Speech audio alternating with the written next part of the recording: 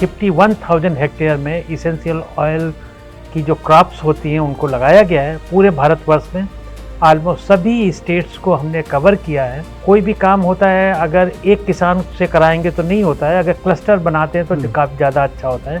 Crop को लगा भी लिया तो किस तरीके से हम उसको प्रोसेस किस तरीके से करेंगे, तो डिस्टिलेशन यूनिट देना है, फिर वो ऑयल जाएगी कहाँ पे, तो उनको इंडस्ट्री से जोड़ना है। तो जब तक हम पूरा काम नहीं करते हैं तब तक ये काम करना मुश्किल होता है।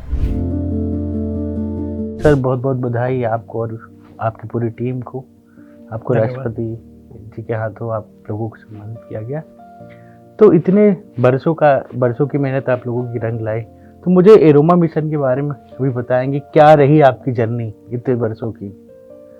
अगर ये देखें तो एरोमा मिशन 2017 में स्टार्ट हुआ था और जो हमारा मेन फोकस था कि किस तरीके से हम जो हमारी इम्प्रूव वैरायटीज़ हैं वो किसानों तक जाएं, एग्रो टेक्नोलॉजी जाए किसानों तक, किस तरीके से ऑयल का एक्सट्रैक्शन किया जा सकता है, वैल्यू एडिशन किया जा सकता है, then entrepreneurship development, product development, एक पूरा जो एरोमा मालिक्यूल्स या एसेंशियल ऑयल पे एक पूरी इंडस्ट्री जो खड़ी है उसको किस तरीके से हेल्प कर सकते हैं, उसके साथ साथ में फार्मर्स को किस तरीके से हेल्प कर सकते हैं, उसके लिए एरोमा मिशन बनाया गया था। तो इस समय 51,000 हेक्टेयर में इसेंशियल ऑयल की जो क्रॉप्स होती हैं उनको लगाया गया है। पूरे भारतवर्ष में ऑलमोस्ट सभी स्टेट्स को हमने कवर किया है। कोई भी काम होता है अगर एक किसान से कराएंगे तो नहीं होता है, अगर क्लस्टर बनाते हैं तो काफ़ी ज़्यादा अच्छा होता है।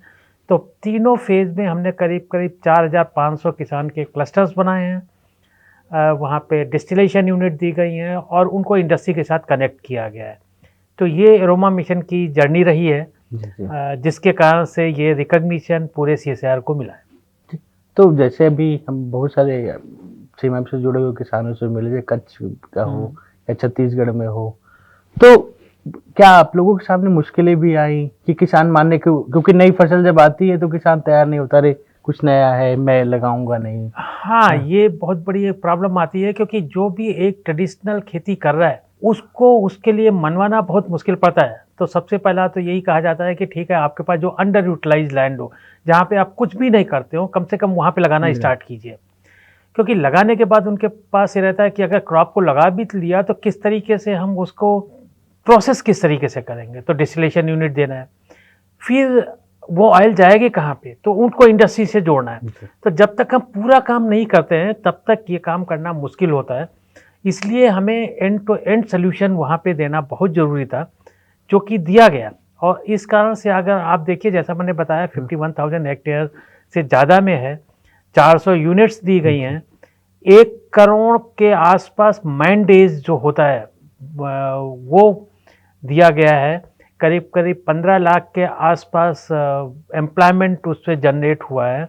हमें एरोमेटिक क्रॉप्स पे इतना सारा काम तो किया है, लेकिन अभी भी अगर जैसे आप राइस पे देखें, वीट पे देखें, कई सारे जो ट्रेडिशनल क्रॉप्स थी उस पर काफ़ी सारे नॉलेज जनरेट किया गया है जो कि एरोमा क्रॉप्स में नहीं है, वो भी हमने एरोमा क्रॉप्स में रखा है। दूसरा, जिस तरीके से क्लाइमेट चेंज हो रहा है, हमें ऐसी क्रॉप्स बनाने की ज़रूरत है कि आज के 25 साल बाद, 30 साल बाद जब टेम्परेचर बहुत ज़्यादा होगा, CO2 बहुत ज़्यादा होगा, उस समय जो क्रॉप्स अपने को अडॉप्ट कर सकें, वही यील्ड दें। तो ये सब हम आगे करने वाले हैं। अभी भी भारत एरोमा में कहीं ना कहीं पीछे है, तो आपको क्या लगता है एरोमा मिशन से आने वाले समय में भारत एरोमा हब बन सकता है? आप देखिए, अगर 80 के दशक में देखें तो मेंथॉल मिंट का प्रोडक्शन 0 होता था। CMAP ने जिस तरीके से वैरायटीज़ डेवलप की और किसानों ने उसको अपनाया, आज हम वर्ल्ड का हम मोर देन 80% उसका कर रहे हैं। भारत हर देशों को उसको दे रहा है। एरोमा मिशन के कारण से अगर आप देखें तो लेमन ग्रास जो हम 5 साल पहले इंपोर्ट कर रहे थे, अब हम one of the largest country, exporting country बन गए हैं। इसी तरीके से वेटिवर और प्रामरोजा में हम लोग अपनी अब डिमांड पूरी कर रहे हैं और शायद 1-2 साल में हम लोग एक्सपोर्टिंग कंट्री बन के खड़े होंगे। तो अगर इस तरीके से अगर प्रोग्रेस को देखें तो मैं तो ये कहूँगा प्रोग्रेस काफ़ी अच्छी है। जिस तरीके से इंपोर्ट सब्स्टिट्यूशन क्रिएट करना चाहिए था, एरोमा मिशन के कारण से हो रहा है। जिन क्रॉप्स में अभी तक भी इंपोर्ट हो रहा है, तो हम ये कोशिश कर रहे हैं आगे आने वाले कुछ सालों में हम उन क्रॉप्स को लें और इंपोर्ट सब्स्टिट्यूशन कंट्री में खड़ा करें, जिससे कि हम आत्मनिर्भर उस एरिया में बन सकें। जी, तो आने वाले समय में एरोमा मिशन में क्या तैयारी है आप लोगों की, कि और कैसे ज़्यादा से ज़्यादा लोगों को जोड़ोगे? देखिए, ऐसा था कि हमने इंडस्ट्री से जब बात की तो या हमारी खुद की एनालिसिस थी कि हम कौन से ऑयल्स हैं जो कि अभी तक हम इंपोर्ट कर रहे हैं। उसमें बहुत सारे ऐसे ऑयल मिले, जैसे जेरेनियम देखें, अभी भी हम 90% इंपोर्ट करते हैं। हाई वैल्यू ऑयल है, फिर भी हम उसको इंपोर्ट कर रहे हैं। रोज ऑयल है। तो करीब करीब ऐसी 10 क्रॉप्स हम लोगों ने सेलेक्ट किए हैं जिस पे कि हमारा फोकस रहेगा। साथ ही साथ में ऑयल निकालने के बाद काफ़ी सारी डी ऑयल्ड हर्ब बचती है, जिसको किस तरीके से यूटिलाइज किया जाए। उससे क्या हम हाई वैल्यू मालिक्यूल्स दूसरे भी निकाल सकते हैं ऑयल निकालने के बाद भी, या फिर उनको यूज़ करके दूसरी चीज़ें बनाई जा सकती हैं, जैसे वर्मी कंपोस्टिंग करना है, मशरूम कल्टीवेशन करना है। तो खासकर जो हमारी एक उद्देश्य रहेगा कि हम सस्टेनेबल क्लस्टर बना के खड़े करें। तो पूरे भारतवर्ष के हर स्टेट में हम चाहेंगे कम से कम एक सस्टेनेबल क्लस्टर रहे, जहाँ पे zero waste, zero carbon emission and farmers को काफ़ी सारा पैसा मिलता है, वो काफ़ी ज़्यादा हो उस कारण से। टीमैप और क्या नया कुछ कर रहा है एरोमा मिशन के साथ में? ये बहुत सारी चीज़ें हैं, जैसे आप देखें एक बहुत फ्लैगशिप प्रोग्राम होता है जो काफ़ी इम्पोर्टेंट नई टेक्नोलॉजी है, जीनोम एडिटिंग। जीनोम एडिटिंग के थ्रू हम कोशिश कर रहे हैं कि ऐसे प्लांट बनाए जाएं जो उनकी प्रोडक्टिविटी हाई हो।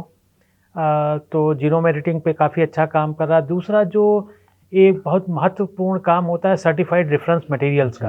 अभी हम कोशिश कर रहे हैं कि 2026 मार्च तक हम कम से कम 25 सीआरएम बना के देश को दें, और ये कहेंगे कि हमें ये देश में बने हुए सीआरएम हैं, अब इनको इंपोर्ट करने की ज़रूरत नहीं है। नहीं, बहुत बहुत शुक्रिया सर आपका, आपने हमें समय दिया, और आपका ये मिशन ऐसे ही चलता रहे, किसानों युवाओं को ऐसे ही उनकी मदद होती रहे। बहुत बहुत शुक्रिया। धन्यवाद।